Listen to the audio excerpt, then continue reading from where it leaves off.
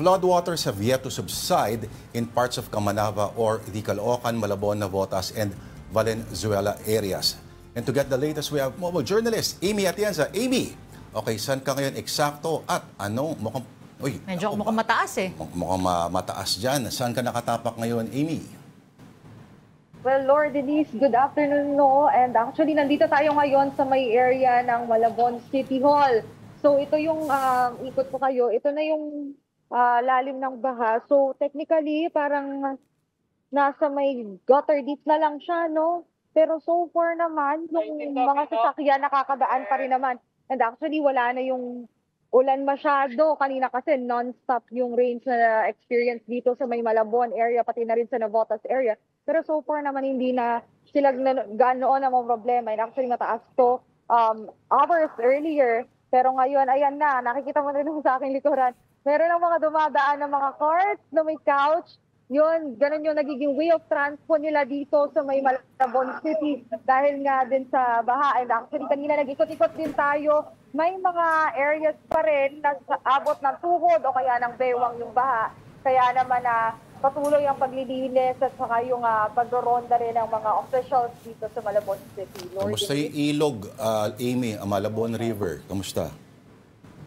So far, okay na naman yung situation ng Malabon River. And actually, dahil nga hindi na rin tuloy-tuloy yung pagulan dito, talagang nag-subside na o kaya humina na rin. Hindi na rin daw high tide. Pero kanina nabalitaan natin habang nasa Navotas tayo, no Lord, meron daw kasing isang isang bangkay na nakuha dun sa may gitna naman ang Tangos North, bandang Navotas area yan. Ang suspetsya nila, naluna daw ito, pero unidentified pa kasi kulang pa tayo sa information kung galing nga ba ito sa Navotas o baka daw ibang areas kasi most likely may chances din talaga na from Cavite daw ito or taga Bataan, Lord.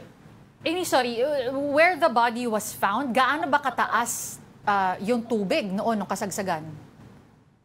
Well, dun sa Barangay Tangos, according sa pag-iikot natin at sa pakikipag-usap sa mga residente, banggit nila umabot daw kasi ng hanggang bewang yung baha. So, dun din kasi yun sa tabi na mismo ng river, ng Tangos River actually. So, parang nagsama-sama lahat and actually nagtuloy-tuloy. So, most likely, nalunod nga talaga yung unidentified man pa dahil wala pa nga daw family member din yung lumalapit dun sa area nung in-announce nila na may nakitang bangkay. Sa gitna na yan ng Tangos River din. Amy, pag lubog ang Malabon, mas lubog daw ang Navotas. Ayon sa isang residente na kausap natin kanina, no, kailangan nilang ilipat na to higher ground yung mga sasakyan nila na mga nakapark sa labas, sa mga kali. Diyan ba sa Malabon, marami ding mga sasakyan na inililikas to higher ground? Yes, actually may ilan dito sa may Malabon City na nilagay nila para nga daw mas safe yung magiging yung mga sasakyan nila, no. Pero may ilan din na hindi na din talaga nakaligtas. At doon naman sa area na pinuntahan natin sa may Navotas City Hall naman, nung nakita din natin yung area, medyo nag-subside na rin kasi yung baha. So nakakaronda na rin yung mga sasakyan. Ang nagiging problem lang talaga nila dito ngayon is kapag dumadaan yung mga sasakyan, lumalakas yung alon. So yung mga tao nakalusong sa baha, talagang nahihirapan sila na makalakad or makamove forward. Nadadala sila dun sa wave, ano? Latest update mo, Amy, may info ba kung may mga saradong kalsada dyan sa area? O kung may mga in-evacuate din ba? Yes, actually dito sa area naman ng Malabon, lahat ng main roads okay na. Pwede ng daanan, katulad dito nasa likod ko, passable na yan ang mga sasakyan. May mga eskinita lang talaga sa may Barangay Concepcion na hindi pa pwedeng daanan and may nakaantabay naman doon ng mga barangay volunteers para nga sabihin na hindi pa pwede. So far sa evacuees, wala tayong particular count pa na nakukuha. Pero most likely later, may ikot din natin yan. And dahil nga magtutuloy-tuloy pa siguro itong evacuation nila, lalo na pag hindi nag-subside yung baha dito, mas nararami pa yung bilang ng evacuees sa mga evacuation centers na designated dito sa Camanava. Lord Denise. Kung dyan sa City Hall ay baha, ano kaya mga serbisyo ang mga bukas ngayon dyan sa loob mismo ng munisipyo, Amy?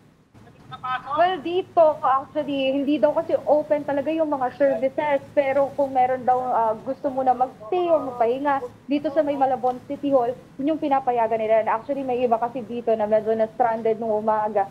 So, ang ginagawa talaga ng Malabon City Hall is inaalaw naman nila na mag-stay muna pansamantala dito. Pero so far, yung mga offices na typical na open on weekdays, talagang hindi muna nag-ooperate, Lord. Alright, on that note, maraming salamat sa iyo. Nag-uulat mula sa Malabon na si Amy Atienza, ang ating Mobile Journal.